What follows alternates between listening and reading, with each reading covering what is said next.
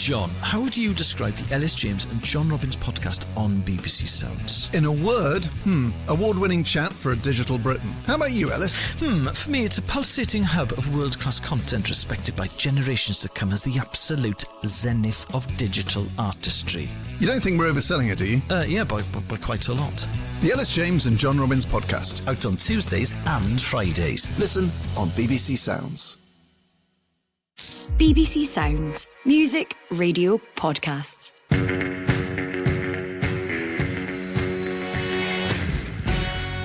Hello there and welcome to the Scottish Football Podcast, which is coming to you from the heart of Amsterdam. We've got a special preview of Scotland's friendly with the Netherlands. Opponents, the national team, know well. Corner to the Dutch. Robin takes it into the danger area. It's headed into the net.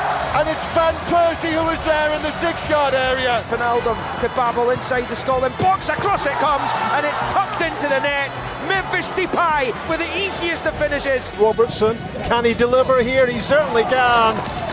And Kevin Nisbet has scored with what must be his first touch off the bench. But what of the current side? We'll hear from Dutch legend Ronald de Boer about what we can expect from Ronald Koeman's team. We're getting better. I think still not we've seen the best, but we're looking very strong at the moment. And we'll get the latest from the Scotland camp. We've had a couple of really good training sessions where I've asked them to think about maybe doing something a little bit different. This is the Scottish Football Podcast from BBC Sports Scotland.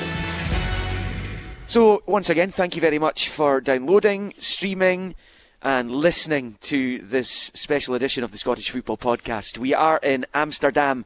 It's Netherlands against Scotland on Friday evening, live on Sports Sound and BBC Radio Scotland, with highlights on Sports Scene as well. We've of course got that second friendly to come against Northern Ireland on Tuesday, but focusing on this extremely challenging fixture, alongside me is the BBC Sports Scotland's chief sports writer Tom English and former Scotland international James McFadden. I was just trying to remember your title there, Tom.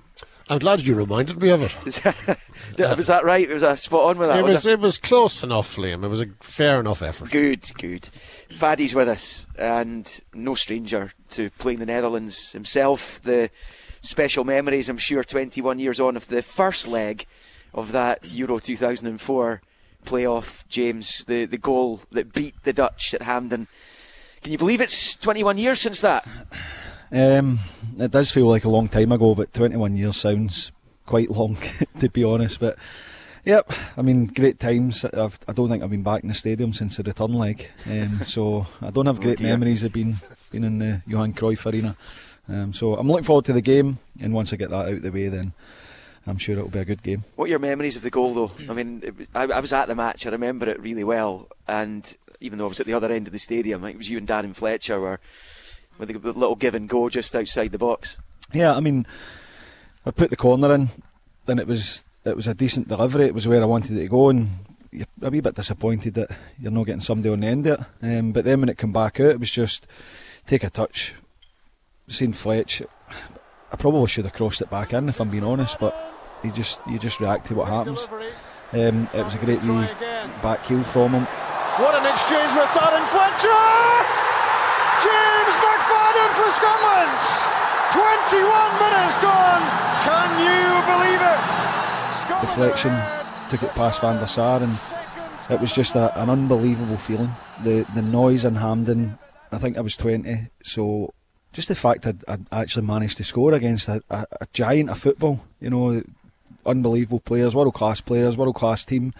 It was just an unbelievable feeling. Top 5 Scotland goals, top 3 Scotland goals. It's my best goal in terms of feeling, right. And the noise. And as I said, I was 20. I think I'd just moved to Everton, and it was just unbelievable. You're playing in these games, and when you start, you're not really thinking about these players are top level before it, yeah. But to actually go and score the winner, it was like dreamland. Couldn't believe it. Would you say that it's your best goal in terms of feeling and sensation because of your youth? Because, France as well. Yeah. I think can't so. have been a bad feeling. Yeah, I mean, I think I was 24 when I scored that one. But I think it's hard to believe that my first goal was against the Faroe Islands, which it was just amazing to score a goal. It was laid on a plate for Neil McCann. I couldn't miss. But that goal's just, it's a playoff as well, and you're playing against a team that, I mean, ultimately they did go on and gaze a down in Amsterdam, but just the fact that we actually beat them. It's a great side, wasn't it? Oh, unbelievable. And then they dropped all the main guys for the next game, and we thought, this will be us, we've got to the Euros, we've got to win it. Well, we've often thought that, haven't we? Well, let's focus on the here and now, and that is this friendly international in Amsterdam. I mean, this really is the start of the final countdown to Euro 2024, isn't it? Yeah, I mean, we'll talk to Steve Clarke later on, but it must feel like that for these guys. It must feel that this is now, something has changed, something has flipped.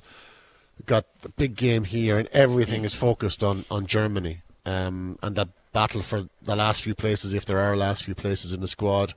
The intensity must have ratcheted upwards. And also, we've given great praise to the Scotland team, rightly so, but I know that Steve Clarke is irked with the fact that they haven't won in 5. And, they need to arrest that kind of decline. I know it annoys him. And, at least 3 of the 5 are just top-class teams, but he's not making an allowance for that. So they'll want to get back in the winning ways, get the feel-good back into the squad, and this would be a hell of a place to start. Yeah, I mean, they're playing against a side that's currently ranked 6th in the world by FIFA. They've come up against England, France, Spain in that run that you were talking about there.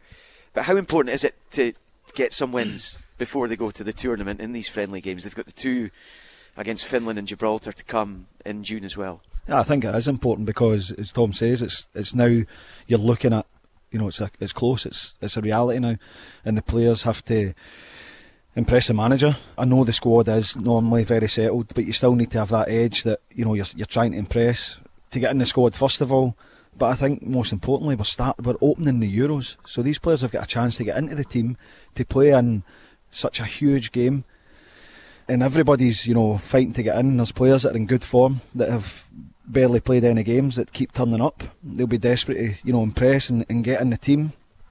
And I think that, Steve Clarke said before the games against France and England, it was important to play teams of that level to test yourself. And as much as there were defeats in there, some of the France performance I thought was good in spells, but then it's a friendly. I think that this team are different when it comes to competitive games. You look at the Spain home performance, outstanding performance. The away one, barring a bit of controversy over the decision, could have been a win. So the squad's in a good place. There's been key players missing in those games as well. And the Norway game was a great game, but it was a much changed side as well. So I think this is where the preparation starts to go and try and solidify your team for the opening game. There's players that are injured and missing out. That's going to give other people an opportunity to get in the team. As we record this the day before the match, Scott McKenna has withdrawn from the squad, so that's 2 centre-backs down from the set of players that Stevie Clarke announced initially. Grant Hanley obviously didn't travel. McKenna won't be travelling either. Are you expecting any kind of surprises in this lineup for this game? And how close, and we were discussing this at breakfast today, Tom, how close to the starting 11 will this one be to the one that starts against Germany in June? I'm not expecting any surprises because there's no combination of these players that would be a surprise. There just isn't. There's no bolter here. So I think he'll go as strong as he possibly can because this is a very strong opponent. And there's jeopardy in this game, not just Germany, but if it goes wrong, it could go badly wrong because the Dutch are good enough to inflict a sobering result on Scotland if Scotland aren't at it and if Scotland are below strength. So I think Clarke will go as strong as he possibly can. And the squad, we were talking about it, weren't we? How many places are actually left? Well, let's have a look at that. So he's able to take 23 players to Germany. Yeah. I just wonder, is there even one space left if you were to throw in Aaron Hickey, who isn't in the squad for this one, unfortunately. We're hoping to see him back in action for Brentford fairly soon. McKenna dropped out, Hanley dropped out. How many spaces are left? Well, okay, the goalkeepers, if you go Gunn, Clarke, Gordon, is that what we're saying? Has to be, doesn't it? Has to be. 8 defenders, Hendry, McKenna, Tierney, Robertson, Porteous, Hanley, Patterson and Hickey if he's fit, and cross my fingers and toes that he's fit. That's 8. 8 midfielders: McGregor, McTominay, McGinn, Ferguson, Christie, McLean, Armstrong, Gilmour. 3 strikers: Adams, Dykes, Shankland. That's 22. So there's one more for me. Now, is that an extra defender or is that an extra midfielder? And if it is, who is it? Did you mention Liam Cooper? No. No. I didn't mention Liam Cooper. I didn't mention John Suter. So there, if it's an extra defender, you suspect it's going to be one of those. Is Greg Taylor getting the conversation? Well, I think that is a tough one because we sometimes play a back 3, sometimes it's a back 4. I think that, if Tierney's available, it tends to be, the back 3. And it will just depend on, how much cover Steve Clarke wants, or does he want people in the squad that have been there. We know that there won't be any major changes because the squad's done brilliantly, and at times different players have come in, stepped into the breach, and shown that they're capable of playing. So I don't know, it's a tough one. I'm sure he's got in his mind right now who's 23 is, if everybody's fit. But that's a big question because you spoke about Hickey's struggling. Callum McGregor's missed the last few games for Celtic. It is a tough one. It's a good problem to have when you're thinking about having to leave players out. It's not the nice part of football, but it's rather that than be going, right, we've got an extra couple of spaces. We need to find players that can fill the squad almost. So it's in a good place. I wonder if he'd maybe think about putting another striker. I don't know who's available. I don't know who he's thinking about or who he's got his eye on. Well, it's interesting. I did a thing with Steve Clarke and Hampden a few weeks ago, and that'll be rolled out over the coming weeks. But before we started to roll, we're just having a general chit chat about players, and I said, how's the squad looking? He says, yeah, it's good, but we're carrying a few more injuries than I would like. And he listed the injuries, and the first person, now it might be total coincidence, maybe he was doing it alphabetically, but the first person he mentioned was Jacob Brown. Then he mentioned McGregor, then he mentioned Hickey. I don't think Jacob Brown has gone away here. I know he's injured, and we don't know what the injury profile there looks like, but I still think Jacob Brown is in his thoughts. He may not make the squad, but everyone has written him off in Scotland. Outside the squad, he's written off, and it's going to be Adams, Dykes, Shankland. I think Steve Clarke thinks a lot of Brown, and he is not out of the running. No, I think that if you look at when you play the back 3, 5, then your midfielders are prominent. They're the attackers. But if you go to the back 4, I know that you still have, maybe Armstrong in a wide position. McGinn can play wider. McTominay's done brilliant there, and you've got Christie. But Jacob Brown obviously is in the squad as a striker, but can play off that right hand side as well. He's got a bit of speed, so maybe it is to bring a bit of versatility, some options to changing the squad up. I'd be surprised if there's someone that nobody's talking about that Steve Clarke brings in. Like the last time, with the 3 young guys come in because the squad is, you could take 26. Put up to 26. I think that it's not going to change, but I'd love if that was the case and we could bring some younger players in and give them the experience of going to a tournament, because we've shown back-to-back Euros. The aim is to get to the World Cup after this, and I know we've not even started the Euros, but it's about building for the future and being a team that gets to tournaments regularly and get some young players involved as much as you can. Yeah, I mean, look, Steve Clarke will be looking at the next competition. You'll have one eye on that 100%, and that's the Nations League in the second half of the year. We won't worry about that at the moment, thankfully. We've got enough on our plate. So who starts the game up front for Scotland? Because there is a clamour for Lawrence Shankland to be given the nod. My personal opinion is it'll be Che Adams, and I think he might be the one who starts against Germany in June as well. But there's a lot of people want Shankland in the team, and you can understand why. And there's only one man that matters here, and it's Steve Clarke, and I agree with you, Liam. I think it's going to be Che Adams, and then I think it's going to be Dykes, and then I think it's going to be Shankland. I think that's the pecking order. Yeah. Whether people like it or not, that I think is the way he sees it. I think when listening to him speak about Lawrence Shankland getting better at being able to press and bring others into the game, but I think the most telling part is if we're chasing the game and we need a goal, we know we can use him. Yeah. So for me, Che Adams has always been his first choice when he's been available, and then as Tom says, Lyndon Dykes. And I think that taking Lawrence Shankland doesn't guarantee he scores goals, but if the game's tight and you need a goal, out of those 3 strikers, he's the best option for me. In goal for this one? Angus Gunn back, missed the last camp. Yeah, Gunn. Again, we go back to, I'm convinced he's going to pick his strongest team, and Gunn is the strongest goalkeeper. Will we see Craig Gordon in these 2 matches, do you think? Maybe. I'd say so, wouldn't we? He needs to have a look at him, right? I just think that he'll pick, this won't be experiments, this will be his team, to try and get the strongest team available you're obviously looking at the midfield with McGregor not being there. You need to find, a solution to that. But in terms of for goalkeeper, Angus Gunn starts the games. You might see a bit of Craig Gordon. Xander Clarke was obviously in goal when Gunn was missing. But I think it's more to get a look at Craig Gordon in training up close, and then decide whether he deserves a game to see if he's ready. Because the noise has been Craig Gordon's back to his best. I would argue that if he's back to his best, why is he not in the Hearts team? And I know that Xander Clarke's not done anything wrong. But if he's back to his absolute best, then for me he should be playing for Hearts. Yeah, I mean, Xander Clarke hasn't done anything to justify being dropped from the Hearts team just now either, so he'll obviously have his eyes on it. He might have his nose put out of joint if he's keeping Craig Gordon out of the Hearts team, but he's behind him in the national reckoning. And that's why I think Clarke will start against Northern Ireland on Tuesday. I'm not sure Clarke, and again we're trying to second guess a man who's almost impossible to second guess, right? But I don't think I'd be surprised if Clarke just parachuted Gordon above Clarke in the pecking order. I'd be surprised if he did that. And I'm also surprised if he's the kind of manager that plays one for 45 minutes and then the other one. He doesn't really kind of... He has done it. Has he done it? He's done it in the France game.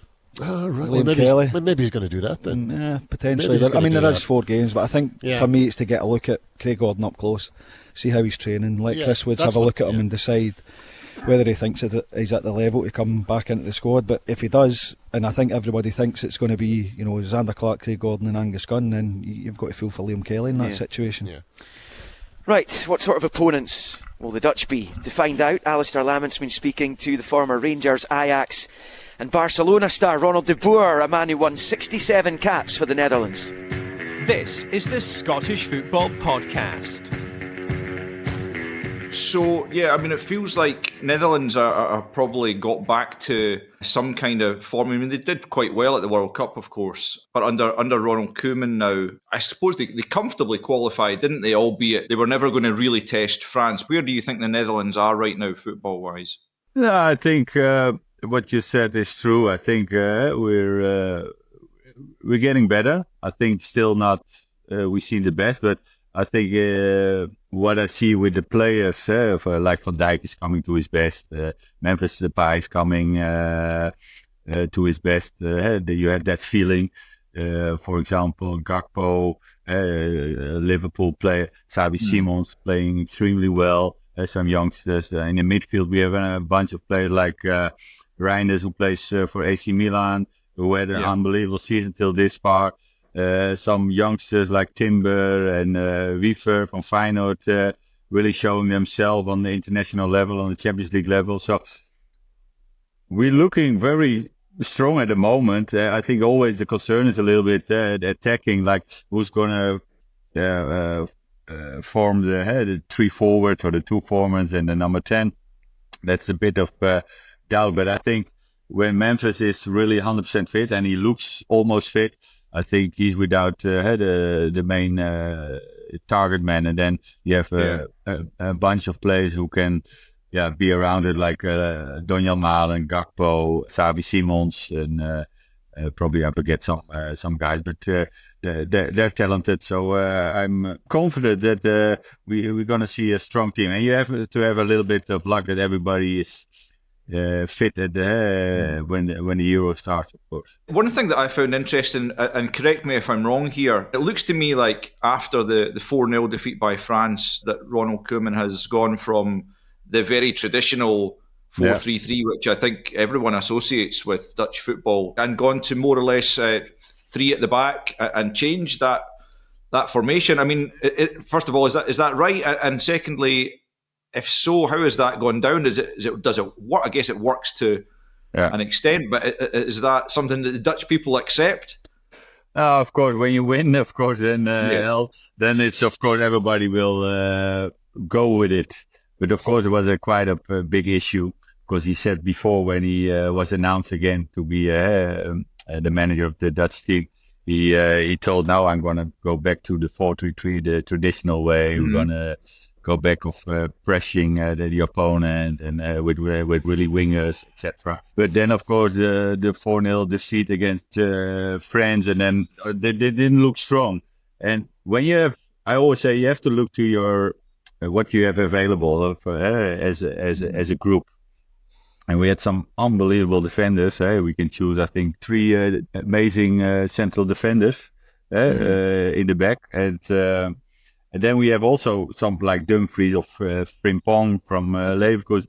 Exceptional players who can also play there. And also from the left, we have some, we can do Daley Blind, we have Hartman. We can use that spot also very easily with good quality. And so I think he realized that result was more important at the moment than that had the usual traditional 4-3-3. And it worked well. And I think for me, opinion-wise, I think you have to look to the opponent. If you feel like this opponent, we can play 4-3-3, go for it. Because if you have 80% of the time of the ball, you don't need 3 men in the back or maybe sometimes 4 or 5. But I think if you play really like you have to accept his friends, it's just normally the better team.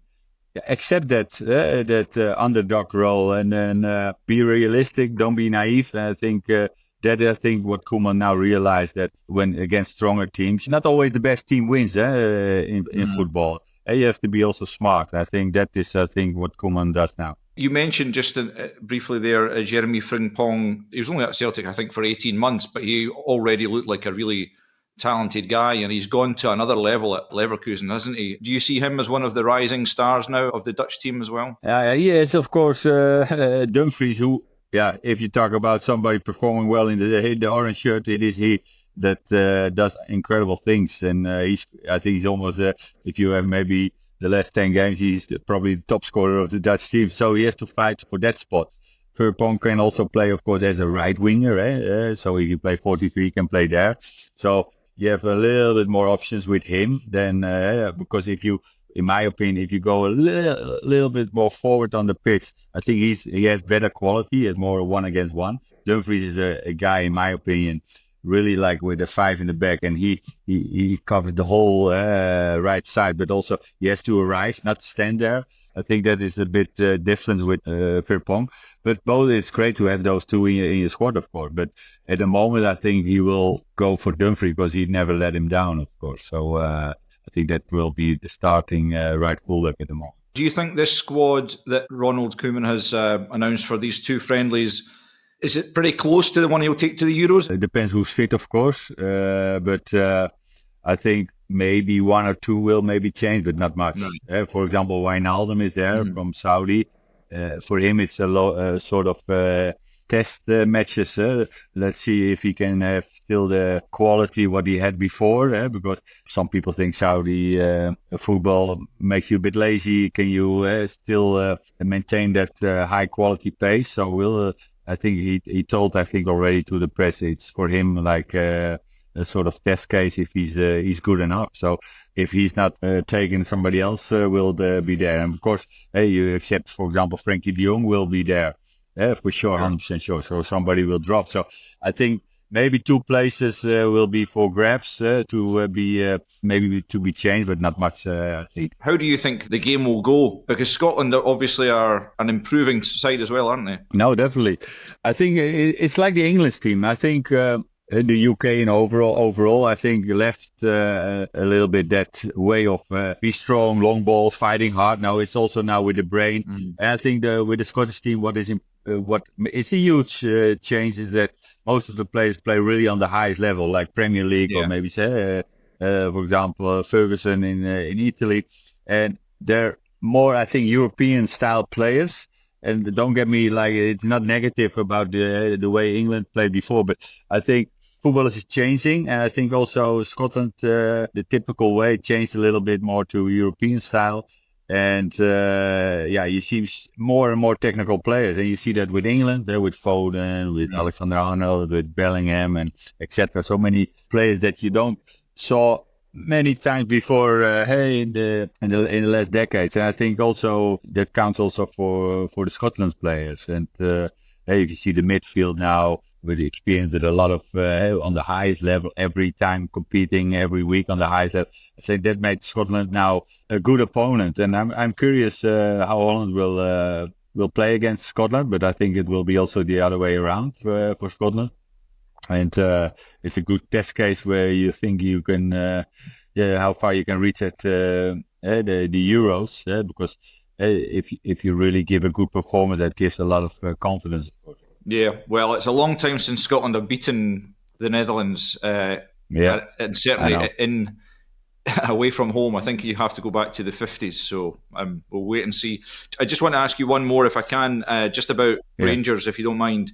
I don't know how closely you follow things these days, but I'm sure you'll be aware of how they have improved again under Philippe Clement. How impressed have you been by what he's done? Philippe is doing great, but also the previous managers had their success, like Gio reaching the final, and I think before that you had also some coaches who did really well. So for me, everybody has a part of the success where they're standing now, and also Philippe is doing great at the moment. I mean, unlucky against Benfica, of course, but I think still they can be proud. And now fighting for the league title.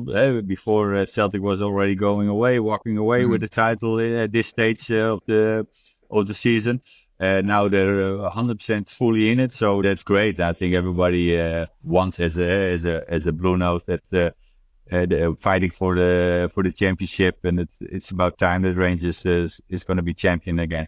Yeah, well, we shall see. It's going to be exciting, I think. That's brilliant, Ronald. It's been a real pleasure talking to you, and thanks very much for your time. You're welcome. Take care.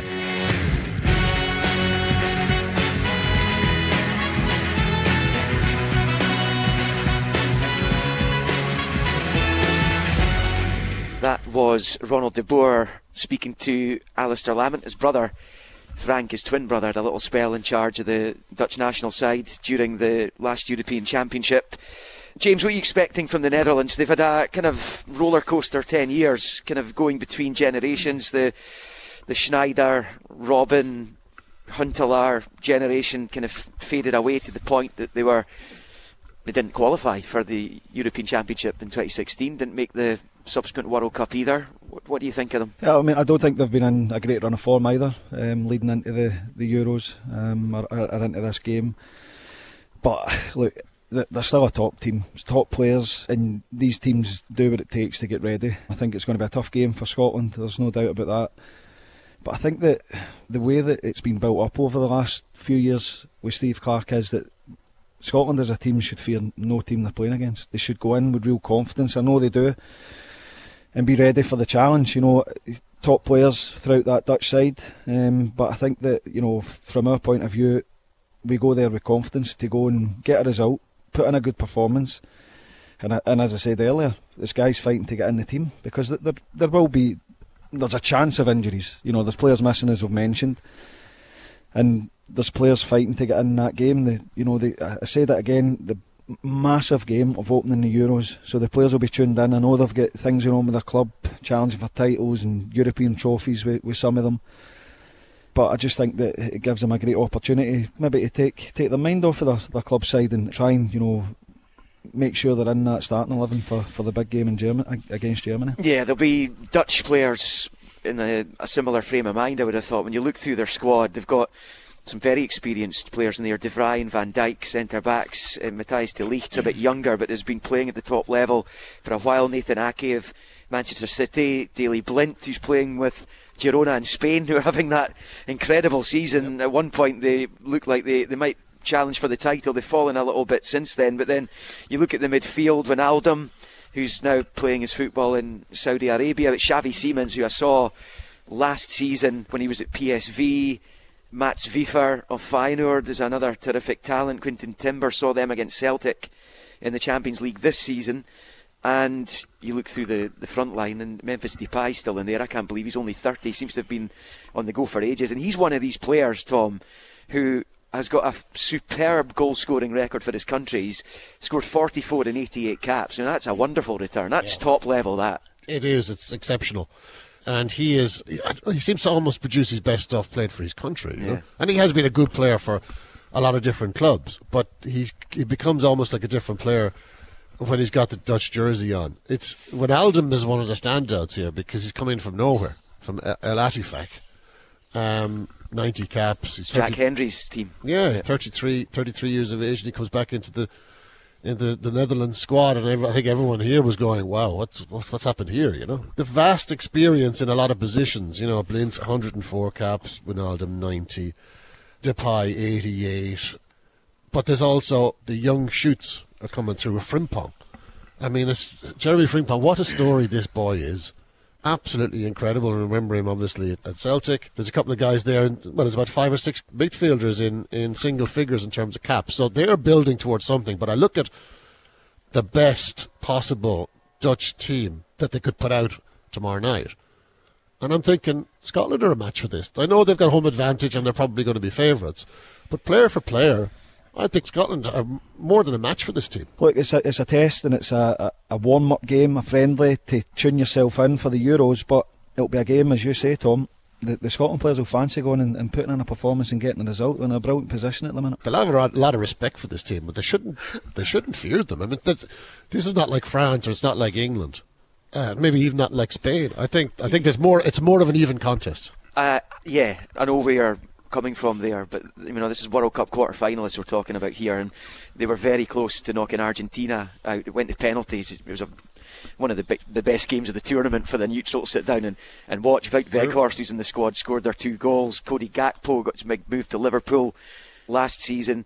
This is going to be a really tough test for the Scotland players, and as James mentioned earlier on, and just finally on this, it's in the Johan Cruyff Arena, at the Amsterdam Arena, it was known as back in those days, that second leg.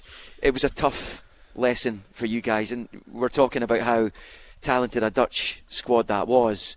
Ruud van Nistelrooy scored a hat-trick against you that night, and what was the difference between the home leg and the away leg? Was it just down to the simple fact it was a tough away match? Yeah, I think that we'd obviously performed well in the first game.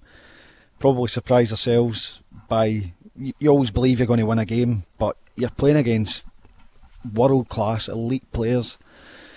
I think that we shocked them. I think there was a big fallout as well after that game. In between the second leg, Schneider came in from nowhere, 18 years old, and we're like, well, they don't have the players that we've just beaten, so we should go and win the game. Schneider was unbelievable. Schneider, a wonderful swivel and dribble, driving forward again, looking to set himself, drives it in, goal for Holland! Tremendous goal from Schneider! Ran the game. I think he did about 3 or 4 assists, and it was just, I think it was either 57 or 58 minutes in the clock. It was 6-0. Cuts it back, great chance, and it's a hat-trick from Van Nistelrooy. Scotland are total shambles. So simple. And you're just thinking, get a goal back, don't lose any more. But I think that we woke the Dutch up, and they came and they showed us, it's very difficult when you're playing the second leg so quick after it to go and then maintain those levels. It's like you hear it every single week when it's a small team playing against a bigger team. We need to be at our best, they need to have an off day. Very rarely do the top players have 2 off days in a row. Yeah, they clicked big time and shattered dreams, that's for sure. We're going to hear now from the Scotland camp, who have made their way to Amsterdam on the eve of the match. Here's what manager Steve Clarke and midfielder Billy Gilmour had to say to the media before the game. The Dutch team, always there, good players. Change of manager not too long ago, so obviously preparing for the tournament as well. We expect a tough game, and they have some players who will grab the headlines and whatever, but many good players. We played the Dutch team before we went to the last European tournament. It was a good match, was competitive, and that's what we're looking for again. The training's been really intense, but to be honest and to be fair to the players, the training is normally very intense when we come together. We have a good camaraderie, and within the squad, it's something that we've built over the last 4.5 years. They understand that I can only pick 23, and they're all trying to show how good they are in training, which is fantastic because it drives the standard up, and hopefully you see in the 2 games coming up that everybody's trying to show that they want to be part of the Scotland squad that goes to Germany in the summer. We've had a couple of really good training sessions where I've asked them to think about maybe doing something a little bit different. I won't tell you what it is, but these are the kind of games where you can use that opportunity to try something that's maybe a little bit different. Maybe it works, maybe it doesn't. Maybe we have to readjust after we've seen it in action against the Dutch. But we just want to keep improving, Tom. There's no real secret to that. There's no short circuit. You just have to work as hard as you can every time you're together and respect your opposition and go out there and try to play as well as you can play. We've definitely improved, and there's a real togetherness and a better understanding of how everyone plays. That comes from the manager by him coming on the training pitch and telling us which way we should play and how we're defending. But I think the squad all together. I think you guys can see outside as well how close it is and a real good bond. We definitely don't want to be pushovers, easy to play against. We want to get back to the way we started the campaign, which was getting hard to break down and not conceding easy goals. Steve Clarke and Billy Gilmour, they are discussing the big game, the big friendly. How important is it that Scotland get their preparation right at this stage, just 3 months out from a major tournament? No, this is what the whole point is. Look, there's not a lot that needs to be done. It just needs to make sure that you get your players fit, get back into the rhythm of playing with each other. I'm sure they'll be looking forward to, or they would have been looking forward to meeting up. They'll be looking forward to playing together again, because there is such a great feeling amongst the squad. And I think it's time to focus the minds on, look, it's just round the corner. It's not that far away, and we need to get ready for it. But look, this group of players, they've managed to deal with that kind of, I wouldn't say expectation, but the preparation and knowing exactly what's at stake when it matters. So I have no worries or no concerns. I don't think there's any things that need to be ironed out, or it's just about getting back playing, get that feeling together. And the reality is that we're not so far away for the first game. And I think after conceding 14 goals in their last 5 games, albeit against the world-class teams, they need a solid defensive performance tonight. They need a bit of stability there. If they ship another 2 or 3 tomorrow night, and it's entirely possible, you're looking at a kind of run of games where their defence has been very, very porous. I think above all, Steve Clarke would take a 0-0, wouldn't he? Yeah, but you're missing Tierney and Gunn in most of those games as well. And you look at the campaign up until we qualified, the defence was outstanding. We played against the most deadly striker in the world. They scored a penalty against us.